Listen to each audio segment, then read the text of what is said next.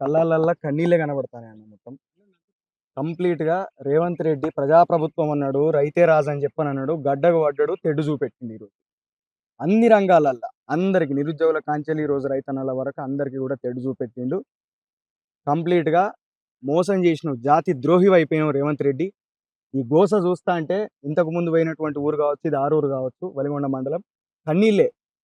కళ్ళాలల్లా అందరూ కూడా కన్నీళ్లు పెట్టుకునేటటువంటి పరిస్థితి. రైతులు చెప్పేటటువంటి గోస చూస్తే కూడా కన్నీళ్లు పెట్టుకునే పరిస్థితి ఉన్నది. కాబట్టి ఆ కన్నీళ్లను ఒక పాటగా మన తాతల కాలం నుంచి పరిస్థితి ఇట్లే ఉన్నది. రైతు బాగుపడ్డని ఎప్పుడు కూడా మనం వినలే కాబట్టి తాతల కాలము నుండి అన్నదాతల బతుకులు మారలే. తాతల కాలము నుండి అన్నదాతల బతుకులు మారలే. నైజాము రేవంతు రాజ్యములో రైతు కుతికే మీద ఊరి తాడులే. తాతల కాలము నుండి అన్నదాతల బతుకులు మారలే. తాతల కాలము నుండి అన్నదాతల బతుకులు మారలే.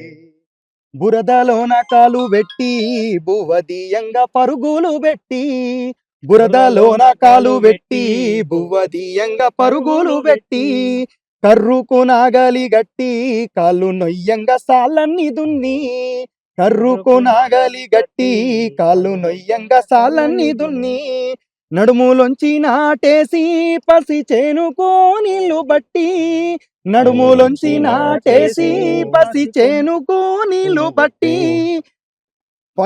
పండి పంట చేతికొస్తే వాన దేవుడు పగబట్టే. పండి పంట చేతికొస్తే వాన దేవుడు పగబట్టే. కాలము కలిసొచ్చి కల్లాల కస్తే ఈ కాంగ్రెసు రాజ్యము కన్నీళ్లు పెట్టిచ్చే.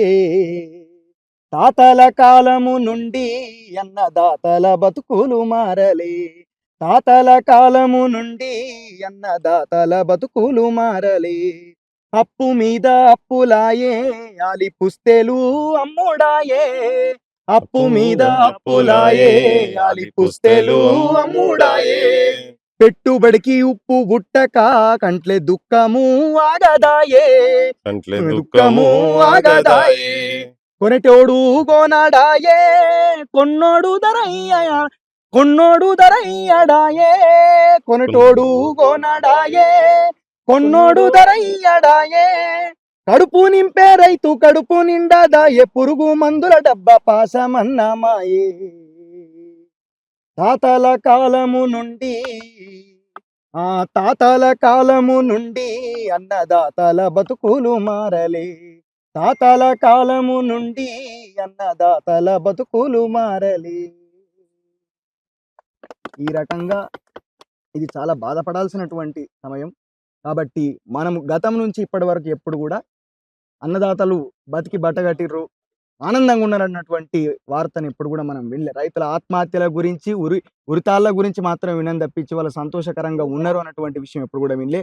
కాంగ్రెస్ ప్రభుత్వం లోపల కావచ్చు, గతం లోపల బీఆర్ఎస్ ప్రభుత్వం లోపల కావచ్చు, ఆయన వడ్లు పండించడానికే ఆయన ఒక కాంట్రాక్ట్ మాట్లాడుకొని కేవలం తెలంగాణ రైతులందరినీ వడ్లు మాత్రమే పండించేటట్టు చేసిండు. తెలంగాణను వాణిజ్య పంటలకు కేంద్రంగా కాకుండా చేసిండు ఆయన. ఇక్కడ మిరప పండదా, ఇక్కడ పత్తి పండదా, ఇక్కడ చెరుకు పండదా, ఇక్కడ మక్కలు పండయా. కాకపోతే ఈరోజు ఒక కాంట్రాక్ట్ బేస్డ్ కమిషన్ల కోసం కేసీఆర్ ఇంత దుర్మార్గంగా ప్రవర్తిస్తే ఈరోజు రేవంత్ రెడ్డి దాన్ని ఎగ్జిక్యూషన్ చేస్తున్నాడు, దాన్ని కంటిన్యూషన్ చేస్తున్నాడు. కాబట్టి రేవంత్ రెడ్డి ప్రభుత్వాన్ని ఈ రోజుకి ఇప్పటికీ డిమాండ్ చేస్తున్నాం.